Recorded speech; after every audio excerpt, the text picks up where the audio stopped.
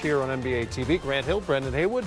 I'm Matt Weiner. We've seen a little of everything in this series so far. Tonight we saw really exceptional Spurs offense. Yeah, we definitely did. And Spurs came out there with a sense of urgency. They understood what this was all about. They came out there.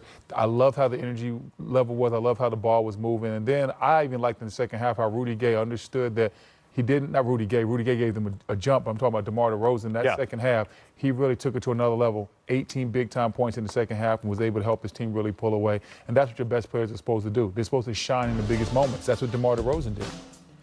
Yeah, no question. DeMar DeRozan, I mean, an all-star player, a guy who's been on the stage before in the playoffs, stepping up big, making big plays. But how about Rudy Gay? I mean, coming in with 19 points, you know, just making big shots. Your vets, your guys who have, you know, been in these battles and been in the playoffs before. You need them at this particular time, and they stepped up big. And San Antonio lives to see another day. A Game 7 here in the first round. You can always count on Greg Popovich making his way to the microphone as quickly as possible, and there he is. What you guys do defensively to cut down on their three-point attempts, and just talk about the defensive rotations? We just worked at it.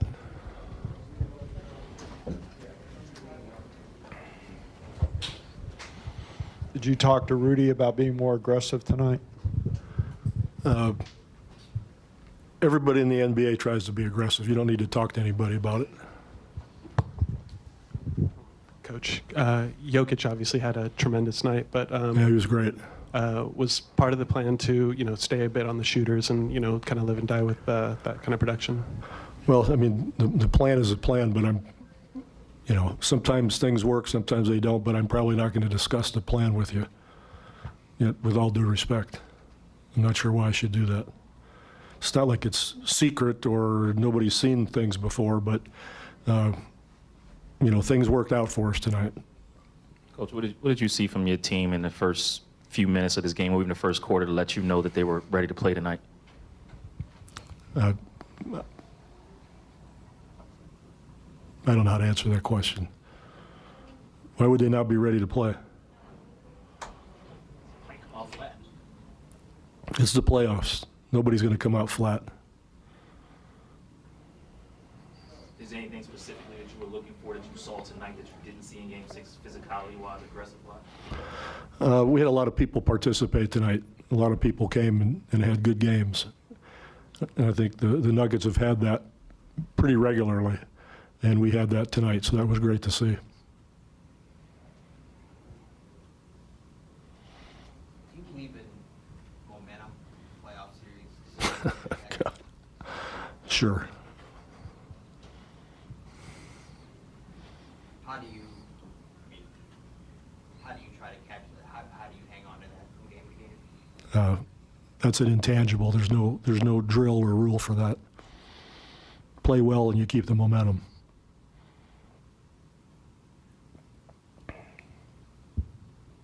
How did you think DeMar did tonight, sort of easing his way into the game? It looked like he was looking for other people first and then sort of took over his offense in the third quarter. DeMar had a fine game tonight.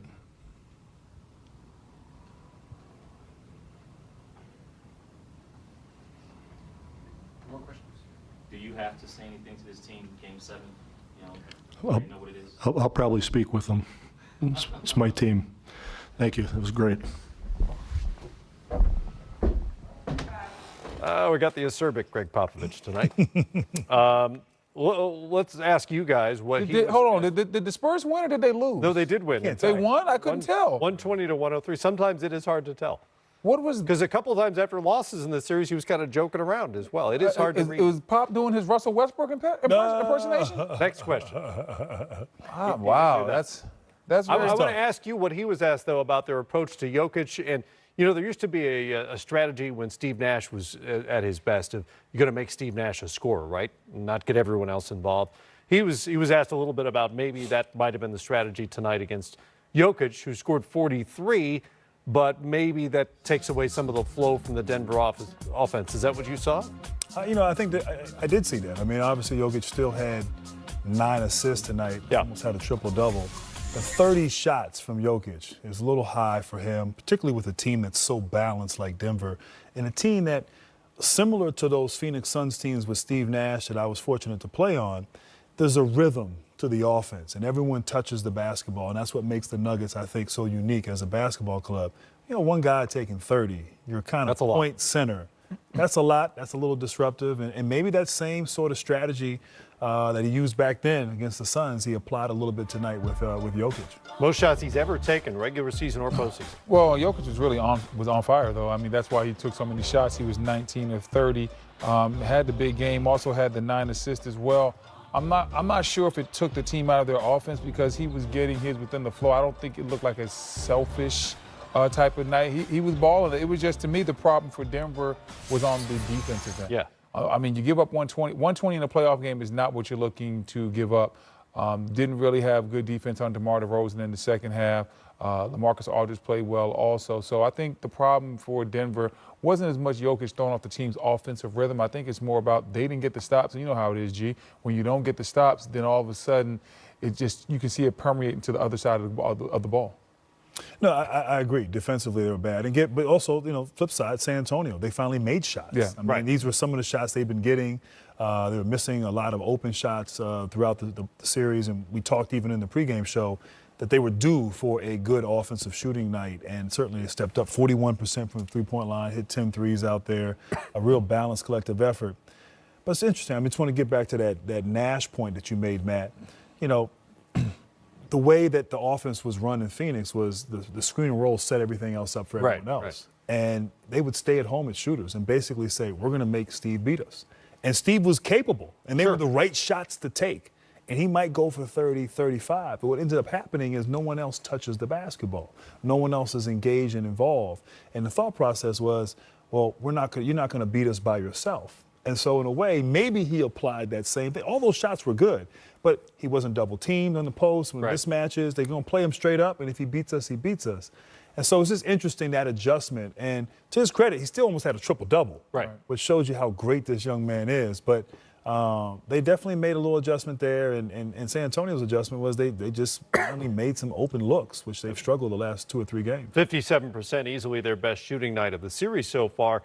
Every starter shot better than 50% for San Antonio. In fact, everybody who played significant minutes but Patty Mills shot 50% or better tonight. And I don't know if they were doing much differently. The word aggressive gets overused during the playoffs, but Aldridge and DeRozan in particular, Aldridge early, DeRozan in that third quarter, really were assertive in terms of seeking out shots. Well, I think it was one of those situations where they felt that desperation. They understood, listen, if we don't step it up, if we don't come out here and set the tone, this is it. This is the end. There's not another game.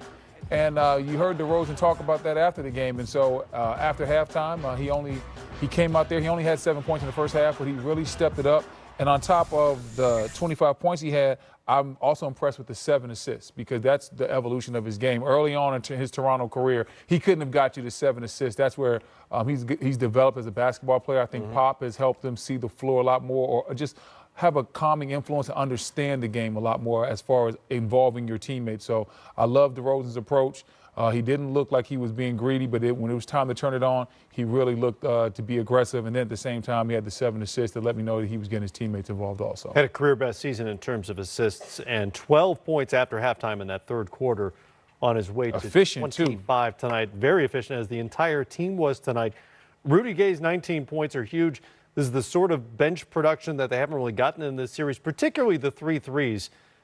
We talked about it in Game 5. They only had 7 threes as a team, and nobody hit more than 1. So for somebody to come off the bench and knock down 3, that was a huge development. A huge development. Rudy Gay, 3 for 3 from the line. Kind of a throwback game for him, going back to his Memphis days. But the bench production, 38 points for San Antonio to 13 points for Denver. So definitely that matchup there. The bench outplayed them, and just, like I said, shooting the basketball. I thought the offense was crispier, or was run more efficiently, leading to open shots, and they stepped up and knocked them down with confidence. Mike Malone's Denver Nuggets now face a home Game 7 on Saturday night. Compared to Tuesday.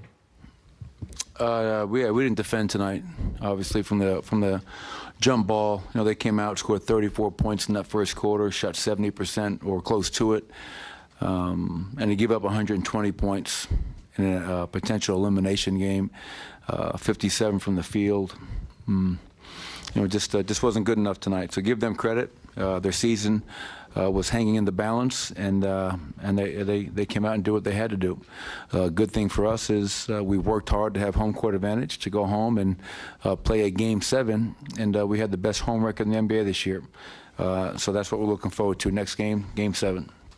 You guys were within 5 heading into the fourth quarter. What do you think changed there, other than Joker going to the bench? I think towards the end of the third and to start the fourth, there was a 22-4 run. It was turnovers for us. It was offensive rebounds for them, and just no defense. Obviously, as I mentioned, Rudy Gay off the bench was a huge factor tonight. You knew at some point he was going to make his imprint on this series, and he did tonight in a big way. Their bench dominated our bench 36-13. First time this happened in this series.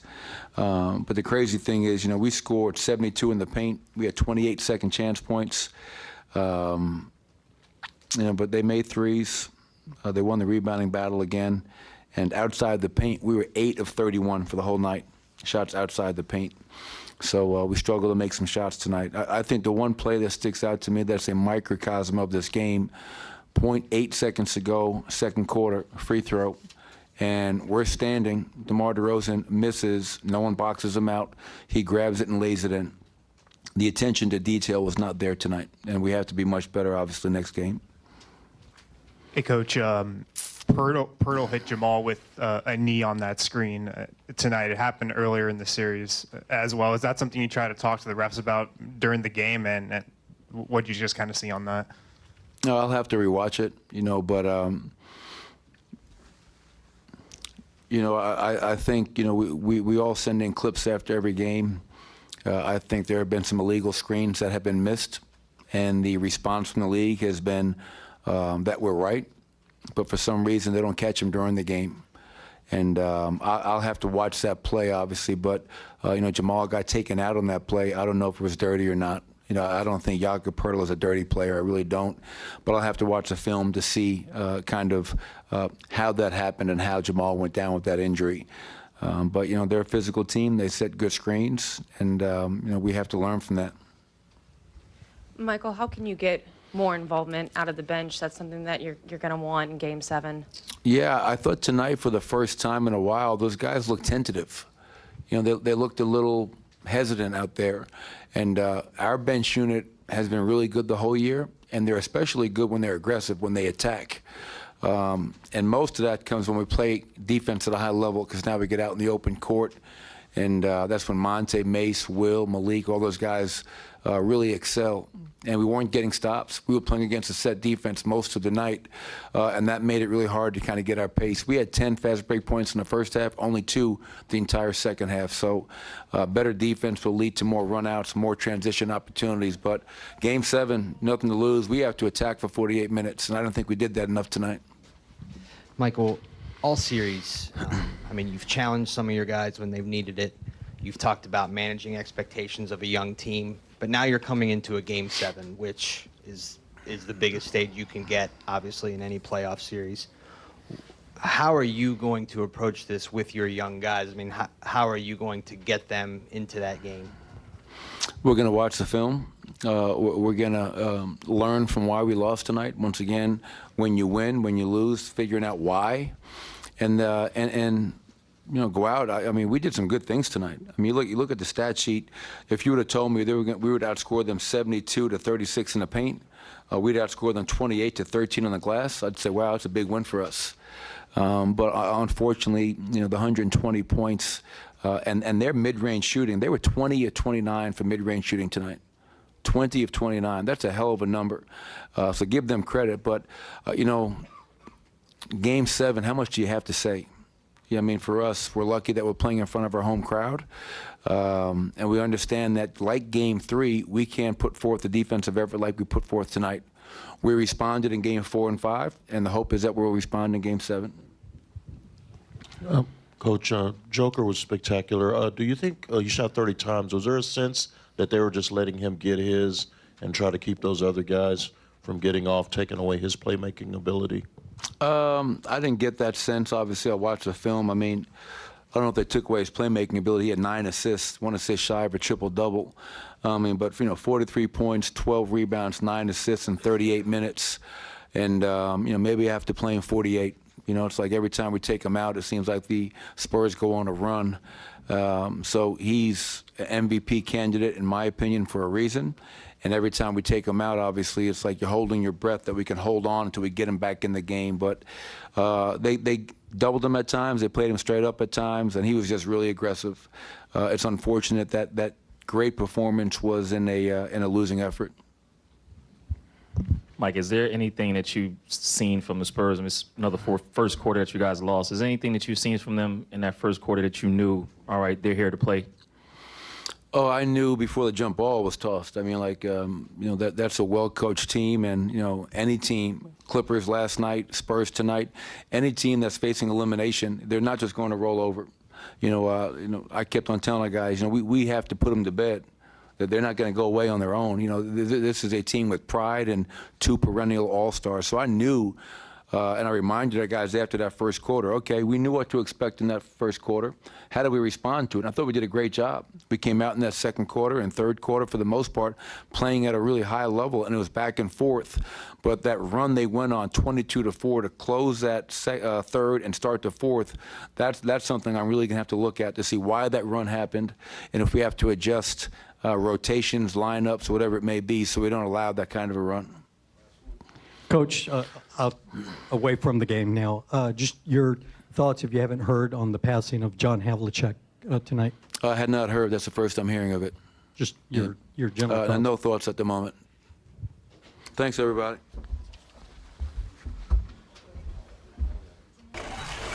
All right, time to welcome in Joe Borges, Senior Vice President of Replay and Referee Operations from Secaucus. And Joe, we've got one play from tonight's Nuggets Spurs game packaged just for you. Just before halftime, DeMar DeRozan was fouled. He made a shot. However, after the officials huddled together, the basket was then waved off. What happened on the play specifically, and how does communication between officials help get calls like this one correct? Well, Matt, this is a great example of the teamwork by the officials to get the call correct. So what you're going to see is Zach Zarba is in the slot position, and he has the best angle to see the bump right there by Craig. But since the play is going away from him, Zach does not see the additional dribble. So in order to give continuation, Zach thought he had ended his dribble when the bump happened and gave continuation. But you can see here Josh Tiven, Tony Brown get together with Zach, give him the correct information, and then Zach turns and admits his mistake, wipes the basket out, and gives him penalty free throws. That's good teamwork and good stuff out of you, Joe. Appreciate it as always. Thank you, Matt. Joe Borges with us from Secaucus tonight. More of our post-game coverage coming up. Spurs force a Game 7 despite a postseason career record from Nikola Jokic.